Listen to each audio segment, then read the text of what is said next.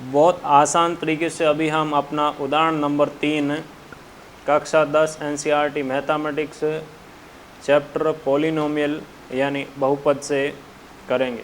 तो देखिए उदाहरण नंबर 3 में आपको एक बहुपद दे रखा है, उसके शून्य ज्ञात करना है। पहला पॉइंट ये है, ठीक है। तो पहले हम शून्य ज्ञात करते हैं, उसके बाद आगे के भाग को करेंगे। तो हम यहाँ पर लिख देंगे, दिया है द्विघात बहुपद। क्या दिया है दोस्तों हमें? एक द्विघात बहुपद दिया हुआ है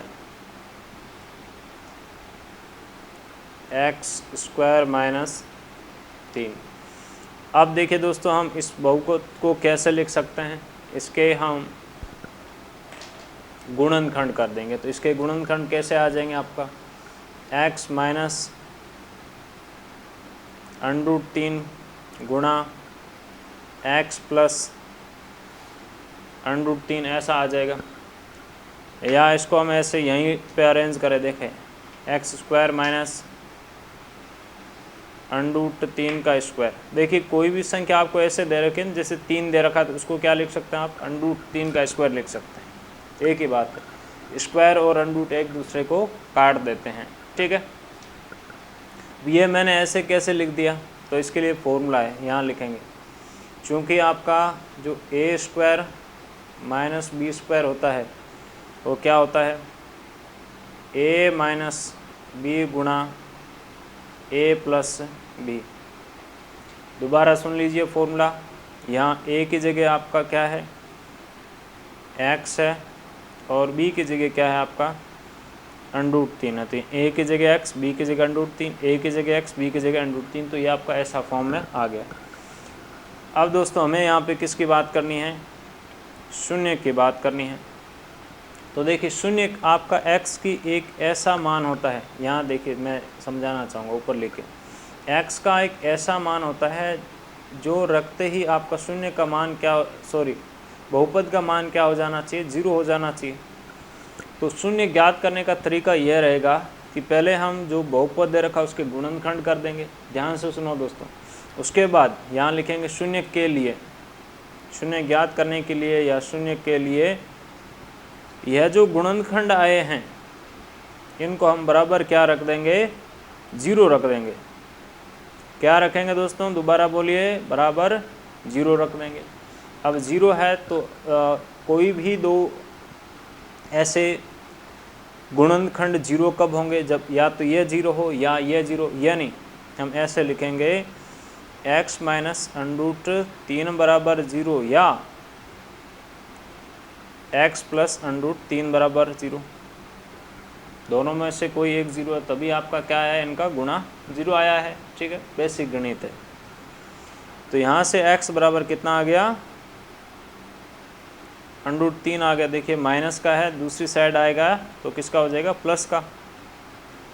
यहाँ पे x बराबर देखिए प्लस का है, दूसरी साइड आएगा। गणित में ध्यान से समझना दोस्तों, प्लस का होता है, जब दूसरी साइड आता है तो किसका हो जाता है?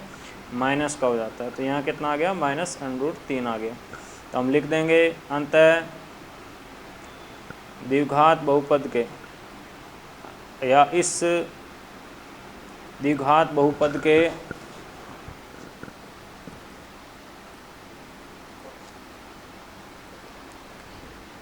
शून्यक क्या मिले हमें? √3 -√3 व √3 है। यह हमें क्या मिल गया दोस्तों? शून्यक मिल गए। ओके, शून्यक मिल गया यानी आपका आधा % सोल्व हो गया, आधे नंबर आपके आ गए यहाँ पर। ओके, उसके बाद आगे क्या है? शून्यकों तथा गुणांकों के बीच संबंध की सत्यता की जांच कीजिए। तो हम यहाँ लिखेंगे आगे अपना जांच। आगे क्या करना हमें? जांच करना है। जांच में क्या होता है? एक तो शून्यकों का योग।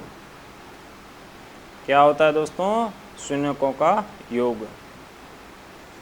शून्यकों का योग का फॉर्मूला क्या है? शून्यकों का योग बराबर रहता है आपका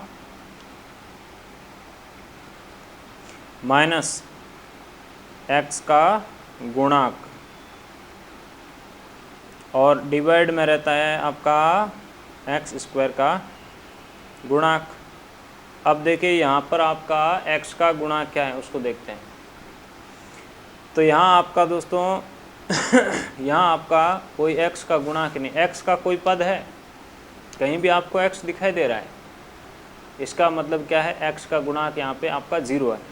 देखिए इसको ऐसे समझिए, इसको मैं यहाँ पे देखिए रफ कार्य करके दिखाऊँ, इसको ऐसे लिख सकता हूँ 0 × x -3। 0 का किसी भी संख्या के साथ गुणा होता है तो वो क्या हो जाता है, 0 हो जाता है। तो यहाँ x का गुणांक कितना है, देखिए ये वाला 0 है, और x² का गुणांक कितना है आपका यहाँ पे 1 है। तो यहाँ क्या रख देंगे 0/1, कितना आ जाएगा आपका। चलिए अगले स्टेप में लिखते हैं शून्यों का योग, ये आपके आगे शून्य, इनका योग करना है -√3 + √3, ये क्या हो गया 0। यहाँ भी 0 कोई भी संख्या जब होती है तो आपका क्या आ जाता है, 0 आ जाता है। जो क्या है देखिए 0 = 0 आ गया, इसका मतलब क्या है, ये सत्य है, समझ है, ठीक है। उसके बाद आगे बात करते हैं वह शून्यों का गुणनफल, किसकी बात करते हैं आगे, शून्यों का गुणनफल। शून्यों का गुणनफल क्या होता है, अक्षर पद बट्टे x² का गुणांक। अक्षर पद यहाँ पे कितना है देखिए ध्यान से, ये आपका अक्षर पद है, इसको अपने चिन्ह के साथ ही लेना है, कितना है -3। x² का गुणांक कितना है आपका 1 है। यहाँ शून्यों का गुणनफल -√3 × √3। अंडरूट की संख्या खुद के अंडरूट के साथ गुणा होती है तो अंडरूट कैंसिल हो जाता है, यानी कितना आ गया, √3 × √3 कितना आ जाएगा, 3 आ जाएगा। ये ध्यान से समझना दोस्तों, बेसिक गणित है। यहाँ कितना है -3, तो ये भी आपका क्या है, सत्य है। तो इस प्रकार से यहाँ पे आपके समझ की सत्यता की जांच हो जाती है।